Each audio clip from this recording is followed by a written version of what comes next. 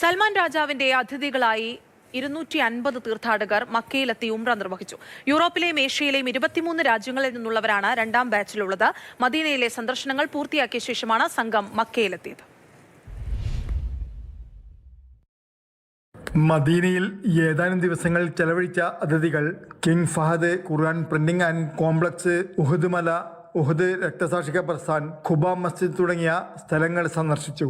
ഖുർആൻ അച്ചടി, വിവിധ ഭാഷകളിലേക്കുള്ള വിവർത്തനം, ലോകത്തിന്റെ വിവിധ ഭാഗങ്ങളിലേക്കുള്ള വിതരണം എന്നിവയുമായി ബന്ധപ്പെട്ട പ്രവർത്തനങ്ങൾ സംഘം നേരിൽ മനസ്സിലാക്കി.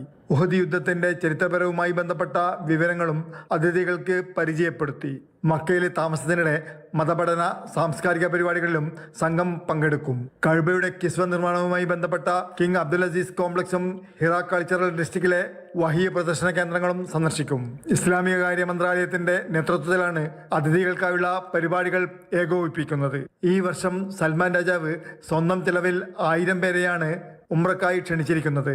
4 സംഘങ്ങളായാണ് ഇവർ മക്കയിലെത്തുന്നത്. സൗദി ഭരണകൂടത്തിന്റെയും മന്ത്രാലയത്തിന്റെയും സേവനങ്ങൾക്ക് അതിഥികൾ നന്ദി അറിയിച്ചു.